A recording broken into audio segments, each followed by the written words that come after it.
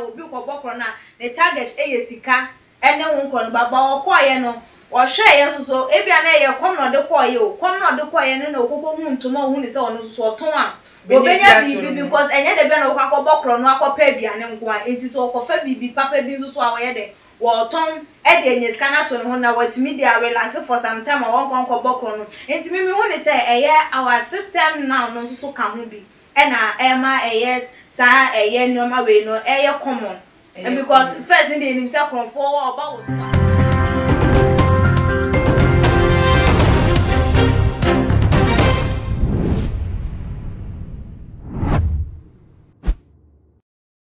me mama akwaba eba too much GH everyday so me din de na ama obuswa na edubra ye latest trending issue ewo omaye emu no me de ebesomo ewo video yi so nti jebre na tie emu ensem ene de dua yaw enkwanta magistrate court atna assembly eso edi assembly na ebusafo de nti ama assembly agin entrene e social media te sen kofodo do na ade wo mani edi eche e ka won sem ne ye emrantie mienu a wo mudi ede James Japan any ebiem so no Godwin amwa ansa wo mo akwan bi o mafana so mana mo to bi o metu ama ne de court no ede te se ensem no a sentence wo mo nebusanfo emrantie mienu we no ye na wo chemu no wo mo bora osofo pani a woda Presbyterian church a wo duaya nkwanta kro no eso a ye Catholics ebra na wo oprichi ewo asori dem mo mbura ne fie ewura ne dem kowia ne yere entoma ene ne sound speakers bia esisi dem wonum na wo mo wie na wo mo apie akono ene wo mo se bowura ne kitchen ni benku ene ne nkate kwan ye hye fridge manka wo sofo wabo jima manyam kupon wie na nka wo be fie abedi amen na tese wenya homia fa hono no ena krofo wedi wo mani ekosi su yi eno su fridge mu edi bi wo hosa shade kan gu eye rubber mu de koye etafa ho banre eni ntosa na eda nche ne no ena ne courtfo no atna ensem no eso amatese oma sentence omo to 2.5 years each in prison ebusa for yenko info anyway emresia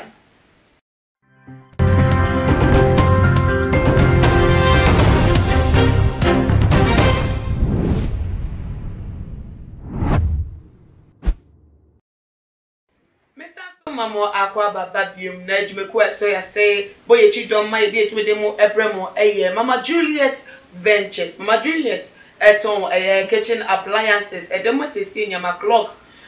fridge washers de kan bia no wo de fa Mama Juliet number no ebo aseo anase penechi akwan ebo abeka La Paz no on sort out ni true fan and Winners Aluminium Limited for so eso ya say nene de me guest Miss Messical and ebiemo so no ehia sikapa ehia mo akwaba me jeso na nama Messical yes miniaba awon fedia miniaba ba ko yes onya awon fedia miniaba I'm not offended me no sa pa me not offended fedia roko ya me adugo na on siwe edewade asi na we de weekend vibes yembum teutu hey ane de case aba court no emu owam day but yeah establish the fact say prono prono ubokrono a against the laws of the land intend everything they are called but yan share asemi abeto da also full Presbyterian Catholics just say oh preach was sorry them ma wo training say enka by the time we preach we are sorry be pon be shira ya asafo manya we shiram to mu kofi wasundwe na nka no so dia asundwe kofi akodidi na nka Sunday women da wa home na obekodu fie who rad them out there say what drink cranny kitchen for the start who rad them akos sound who rad them you two ere nyama gu won ya fa ere ntoma wo sound system so esi with them ebo nyuma wuti no so ya peda ko ubuafu wa mfanya asem upie ade amanyame wo de say wo de amanyame wa fa wo fa nko na de wo bedi akọ wuyem so na de say wetime ama akoma to yem so ya say yie fridge me awia ka fa ho by running dose that's also there can we probably match more cooling and as I fight. You render hungry for the whole day. na saa de we story ni amodwo wo say ma me ko ne saa me sha say few me sika nana ma bena makonya isu echia too much for ni ahwefo ni na omojo na me aba asem we die serious say enika okay na nka poison wo mu ai say ka mo beba no mo wu da o na say won poison won fa fridge mi one the poison won share fridge mi say ka ba baby edin na we akronfo we do we amenifo akronfo omo ye me sebi omo ye junkies omo nye akronfo bi ono no we emi say o wi ade akoye bibi papa bi because wo hwe ne omo fa ya utimi hu say bi sika bi no mu hia akoye akogeto na we je nye wa ye chi wa ye free video bi a me share ya ye obaby ye charity then ya okowi a 20 cedis ye charity free so anani that's it ye try like omo that no our life and I no more brown until the next thing is omo the cutlass ni cha ne kon piano to kwan mo say ya 20 cedis. I don't know how true the story is, but that's what the caption was. Yekun free all because of weed and now say get to ube konti because when you chromophobia and you bro say me ko wi ade abesi dan na me ko wi ade me bukra me wi ade mu api na me wu we say obi ono no wa hyehye anu no mu a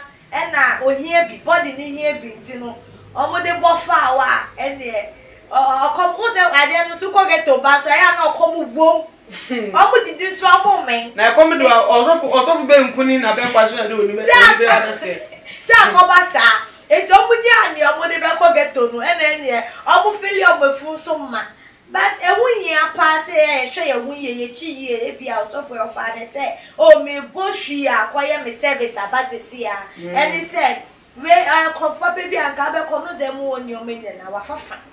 no say I pia e see etimi consider na make sure say your dolls no they are intact nana ma hey e say the baby eduru no obama si e say ni be say enu tu pie fi dan mu e say on top and lock and go fridge on ban because e say you have fridge when you aka fridge dey e bi no mo ha ko mu fi a fridge padlocks e wo and so oton ade maybe oton ade on person obi be ebebora na de ton mu ntino de but say consciously say akronfo ba be via wonti wo di padlock to no dey e bi ni ho sa ba say bia si pen yo say dey si dey hwe so dey dey e boy ho ban ti dey si no be ma ye so ye ni ada ho no na e upia na chese unso wa hwe na wo di padlock ato fridge no ade ato na mama to ye e say e ben kuni enka te kwani aben kwani safe bi mu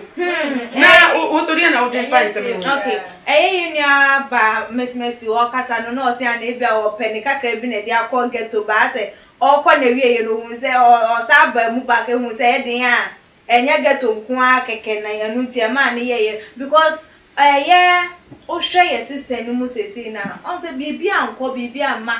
eno memu ayetare ye de ama ebinom ayi getting it enya obi be ka se me dem you okay system me okay e de mame ba obi wo ho no so system ne nya okay emfa enye den emma no enti enya okay man no be kom na otiti bebe enye se bia get obi anase wo pe bibi kakra na akwakohye o what na ho de wo nya aduane ndiye so for mame ana catkisi ne yire an abobo ne nsa no bia be kom na benkwan so de won say wo sent otin fichire bebe no say otin fichire bebe no ye de wo teye enti wo hu se wo mu ni ho no na ne ekwan obefa so no so be de ebefa eye ne live no so enya bibi edide na so obenya de ama ne oni na busua edie enti enko enye se bia because of se bia wo pe bibi e na akwa anasa wo ope na wo odo say dia obi ko bokro na the target sika ene wo nkro no baba okoye no wo hwe ye so e bia na ye kom no de koye o kom no de koye no na okoko hu ntoma hu ni se ono so oton a obenya bibi because enye de be na okoko bokro no akopa bia ne nko a enti so okofa bibi papa bi so a wo ye de wo ton e de enye sika na to no na what media relax for some time a won kon ko bokro no enti mimi hu ni se eye our system now no so ka hu bi ena ema eye sa eye nyoma we no eye common because first in the him say konfo oba wo so a wo ba eye sika wo hu se wakwa yi sika bi afi bank ana se wo by say aduane obi beba no na say nye na kronfo bi a okokokun sofo bi ne ye Nigeria fo ye nkofo bi kronfo a se na ni abra okwa diska obi timi ma wo sika wa asesa 100 Ghana asesa 50 Ghana the amount say jukoko are you getting it because of the system is too hard. Okay. Wo pe bibi enya ade ne say esi na ni so wo person wo mokro no ba because of the system kakra wo pe ayeden edie enu entia enti say you na o kan say bia mani kromfo a o eremon was steady o ma wo hu om ha o mototo o mo ne o ma na ne keka ho enti say na hu behia ene hu pia na wa ma wani akowachi no wa hu say all those say me matena ho 20 years matena ho 10 years obi a memewi a me akada ko obi ba bebia o memewi a o hwe say waduane benku ya dia ye bia ebia okay some na history but Ghana for big can say or suffer no to one yard. Say we buy our be say a aduane like aduane kan nyama ye fire on e think ka onya think bi so wo mu hia na ka wonya into so nya hwe nya hwe say but say otimi tutu na monko ye case e ma police for back case mu e ye nhwemu hu mrante sachi o mai ne ya sentence on to 2.5 years each in prison no and no chances of na am metimodi and also then our fam yo me yaba me dia me jin to musa wanya ade. Okay. Bibia see for a reason. Okay. Say obi ade to na wo hu sunsun a da ho a ayo nim ni o maye. Next time obekwa akoye bi onkoye lucky enkoye osofo e bia na wakoji neni so obenu ni for the rest of his life because you are there we crown you wo and you know it me chiwukun immediately yes and to we put the fortunate to say omako bi oba me won say a lesson to them because you am few years at least right 2.5 say obi oye sebi junkie say na me kan no na you'll be deprived from all that drugs now. We are sure. Ghana prison.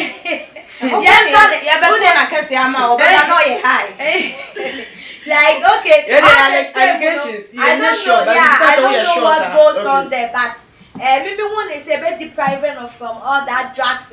or didn't wash him for so many years. I want to mean Jaya bad. Just say or call any mouth to get it, no. Or you are out of that, no. Owo na no na onya disua because me nye sure say we are comfortable sir.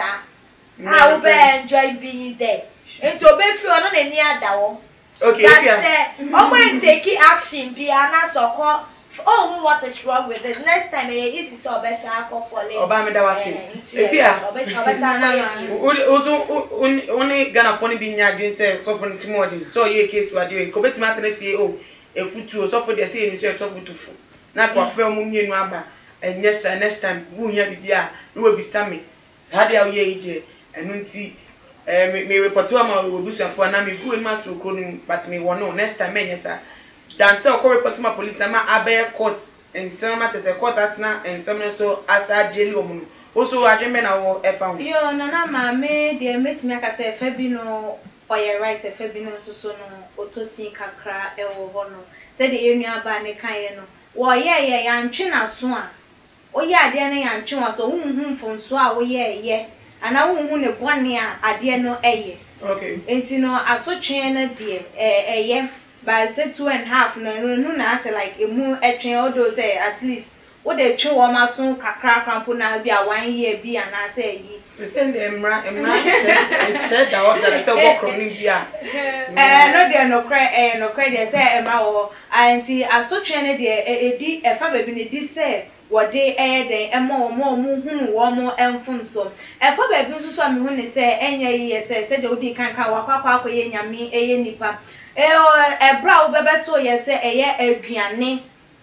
da aduane side no crampo no entimi ma hunu say yekom ekomani bread me ma wo ye bibia ekomode ekomani bread na ma say ne papa no all trendy so ekomani bread me ma enoma bebreye de esi enti uhu ne sa no at least ubetimi afra wo mo atwe wo ma so ana say in a sense as I obe maso in a sense say bia community said na wo kan bia obe ma hu say we mu say no ma ye de wo makwa ye say no mo ya na say enu nti no mo fa anye de enya suade bia wo mo na ne de ya chi wo ma ye ja wo mo saa keko ebia wo kwa tu obi a na kwa ye make cat kids na kwa yo obi foforo wo no de won fa eye na asem nya asem obetimi ageli mu on na akwa ye suade by cat kids na wodi eye nipa eye timemufo anase wo mo ben wo court no eye adwen ben na wodi hye eye wo mo ho no nsusu eye den etim se sofu panyimpo anase obi a o kire wa asode dan mu mpo ene wodi obi court yi ene eye nsusu ye ya ene se boni bia enim oh it was him being living a example life and from my example life and now mama brem wo oh ntu nche mama ma wo question beba no dey mama brem say na sika kase anka so my community no hu say oh those what you've done on ma be wi am anyway me hu ni say dangerous emma the guys involved say expose you sa because any can say your perception be say you tia there ba ko fa wo ho a it doesn't matter how much I will be change cry you move sir it e be ma omudin be say na be ma say mo dey attend that baby o ba me say na wo see kan say dem be so attend that be chom so on family be can they are fine but say wo ma communicate community na hu so there another damage oh yeah en crofon okay yen should be ready dey chat okra any yemra no Ghana yemra she eye kono die yan mranti aye bomu wia sound system of mamentuma benkuni abenkwan bayre ni ntos na nti ye do mo koga ye do mo ko akoka already full prison nya kwampo ma new inmate for near the Omoko for 2 good years and a half, 6 months. Some punishment the Baba Magana Crampon because we are buying some more car if you do. Are there no other ways a bit me punishing trivia crimes way? That say Obia now do court charge you for say where the bonnet do rap prison. Yo, Bibi Taichi. At times obi wo be kwa koye we be man 6 months. Okay. At times near surround. Okay. Favor. Oh. Ono to favor ka. Yes, one say okay. Judge no me nipo. O me nipa. Obi wo wa ye di wa asem ni mu a wutimi nya favor bi man. Wo mo bro bi kasa de ma wo. Enti ne ye fa ye ho tutu obi no. But law ne de da wo bone ne so de so aketia. Etu ko wia ne nko ade hu se aketua wo so na mu hu se aketua na bia na wo ankoye lucky o ya nkoma 6 months we bu po ma lucky na ma mu 2 years ne some months ebi wa be ko obetime wia akoko e be ma ne 7 years yeah enti crime na kasa na ese o prevent o mo say you fall a victim. Okay ekia se court wa yema insawo ma yema James Fort Awayema baby a prison wo bia wo Ghana ha obi a complain say Awayema prisoners for no kranya baby no o mada na wo bia ko bia benku eni abenkwan bayire aye nwan ni ntos ko bampisi ras afa sound system we beti enum ya fantoma e de ka some na esero but ni brasem ni ya charge no to say court a sentence no 2 years 6 months in prison. Ye ni kwan dia betimi put you straight and I say be punish you than say dey o mark or 2 reason na no already nkofo agba pay so ho no na ma obusa asempa na unim say ye hanum no ye ni eye enoma na say ye dia ye say obi di bone okokot na ye nya sentence a eye prison na woko ye ni ada eye facilities a be ka say we mu de ye specify wo mu we mu ye de wo mu gwa do ni wan so mesi dan we ye ma de no no so we kunipo ye de wu kwa akoto ho abi se ukoko wi a ade a ye de wo to ebu fa obi eba ye de wo to we bi need that structures a ye beka se we mo de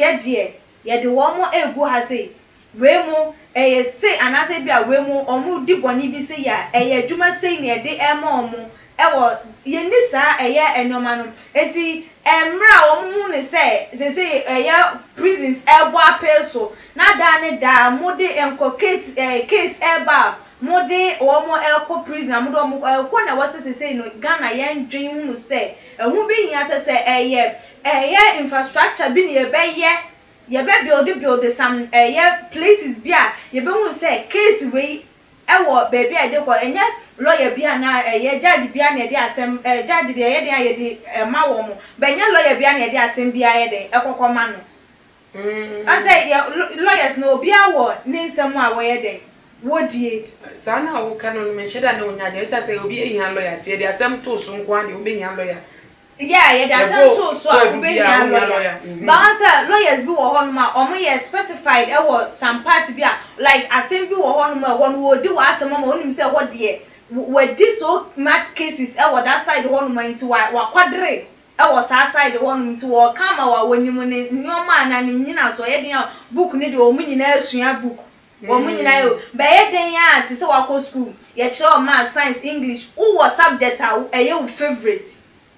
Sans so na wo so a lawyer no or cases about any favorite about na ni age wo hu ni say we die e dey say ibrahim we ye say enti no say de wo mo sans so na wo say ye hu ni say nipa we odi boni say ya ha na de na akwakoto any day ebinum go remand 7 years yen kan asem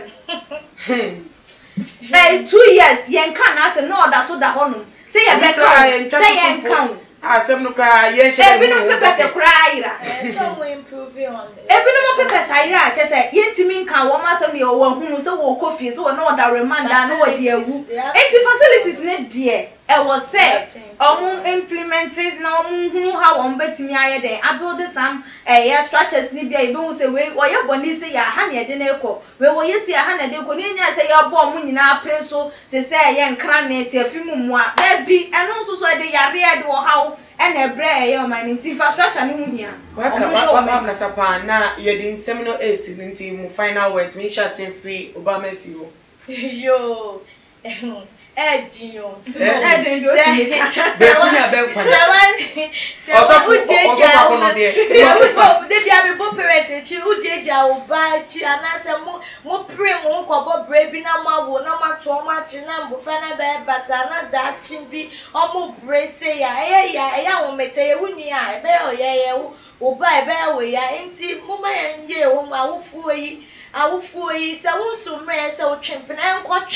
Enko wo nkoto nchene ana wo ba mjana jeje mu mane mbesei aya na ye ya tutu eye ya nti mu ma ye mbo abrabo papa ne nhwe ye mba no mu so aya wo mu ye nhwe mu ye no mu nya da chi papa ne ye hu si aya adwuma pa ne nyame nso ehura ye oh abenku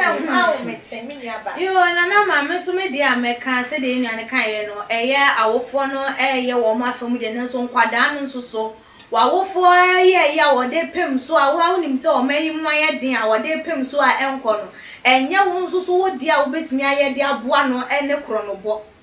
enye wo dia wo betimi aye de aboa no ye wo kwa bebre a wo betimi afa so aye a wo nsusu no wonsa ebetimi aso bibi eso a wo nsu betimi aye aka se me nsusu de ma ye mesa mani mu fifire enne sika ma ye de manyanie de wa bre hu wunya unhunu eso hwe efri wonsa wo say no wo bre na wonya enti no kro no bono enye the only option to say wo be survive e wa abrabom say wo ma me na wo bai wo no kokko bie ne namu e no wo bai na wo hunu wo hwe na no nso nkire say wo hunu wo hwe enti no wo nso fa wa abrabo eye de wo pebia because eye den ya wo ma me ebebu ho akonta no wo nso bebu nso wo ankasa wo nso so akonta emre bi enti moma ye awofo no ebre no ye nso so kakra enti aye e dia support eye awofo no yenye na ebiem nso so aye empanifo a court ne ye o nso so o mudwuma wo so o mudje no mo nhwe no mo ndi na o mayi eye yie ne pepepe ye entimi ento ye mfama eye o manfo ebusuafo we die case ba ye benku ene nkatenkwan aye via abenkwan aye via ene bayre no ehuntos and also of mamentuma and na sound system and a nunti and I'm some conform a James no Godwin woman called that prison for 2.5 years nunti we dear me nyanum no to fu bebre yemfa bi e wo mu ne yemfa mbobra won so forward ntre ebra too much GH your comment section e bomode aso following e we IG page at too much GH_. Leading the Nana Ama Ogusra. Nami Adoma, the best sign Eddie and Shimubi Macram.